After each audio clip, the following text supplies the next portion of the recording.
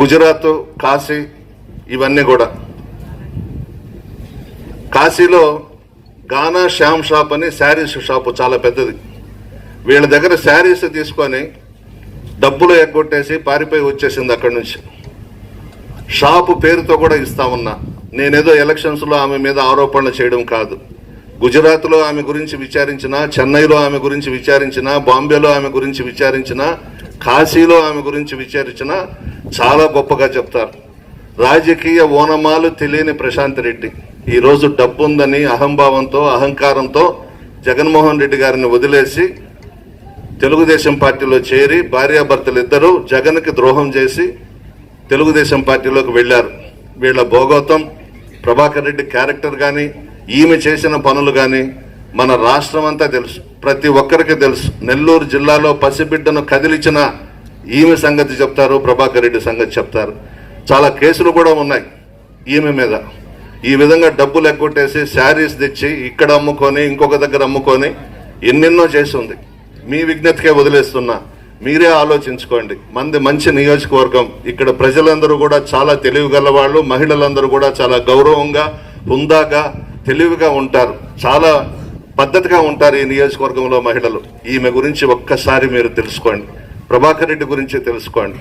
మన నియోజకవర్గం బాగుండాలి, ప్రజలు బాగుండాలి, మహిళల గౌరవం కొనసాగుతుండాలి.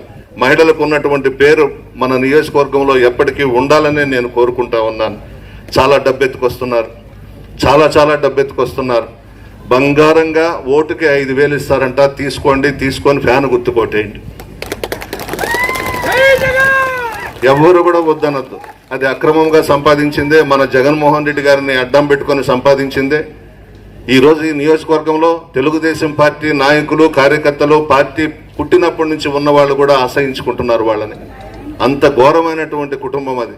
అన్ని విషయాలు తెలుసు ఈ నియోజకవర్గంలో. అసలైన తెలుగుదేశం పార్టీ నాయకులు, కార్యకర్తలు రాత్రిలో నిద్రాహారాలు మానేసి ఏడుపోకటి తక్కువ ఈరోజు అంత బాధపడిపోతా ఉన్నారు. 5 సంవత్సరాలు తెలుగుదేశం పార్టీలో ఇక్కడ పోరాటాలు చేసి ప్రభుత్వానికి వ్యతిరేకంగా పార్టీ నాయకులను, కార్యకర్తలను ముందుకు నడిపించిన వాళ్ళని వదిలేసి కేవలం డబ్బు ఉందని చంద్రబాబు నాయుడు సంతలో పశువులను కొన్నట్టు నాయకులను కొంటా ఉన్నారు ఈ నియోజకవర్గంలో. నన్ను నమ్ముకున్న వాళ్ళు ఎక్కడికి బాలేదు. మొట్టమొదటి నుండి వైఎస్ఆర్ కాంగ్రెస్ పార్టీ అభిమానులు, కార్యకర్తలు, మా కుటుంబ సభ్యులు ఎవ్వరు కూడా కదలలేదు. ఈ 5 సంవత్సరాల్లో ఎవరైతే మన పార్టీలోకి వచ్చి నన్ను అడ్డం పెట్టుకుని బాగా సంపాదించారో ఈ కష్టకాలంలో నన్ను వదిలేసి ప్రభాకర్ రెడ్డికి అమ్ముడు పోయినారు. ఈ 5 మండలాల్లో చెత్తంతా పోయిందని అనుకుంటున్నాను. నేను పొరపాటు చేశాను వాళ్ళని పార్టీలో చేర్చుకొని. ఇప్పుడు నా దగ్గర ఉన్నది ఈ ఎలక్షన్స్లో, నా కష్టకాలంలో నా తోడుగా ఉన్నది మా కుటుంబ అభిమానులు, అసలైన వైఎస్ఆర్ కాంగ్రెస్ పార్టీ నాయకులు, కార్యకర్తలు. భవిష్యత్తులో మిమ్మల్ని వదులుకోను. ఆ వెధవల్ని భవిష్యత్తులో నా గడప తొక్కనివ్వను. మీ అందరి ముందు ప్రమాణం చేసి చెప్తా ఉన్నాను. ఎందుకింత నీచమైన బ్రతుకు?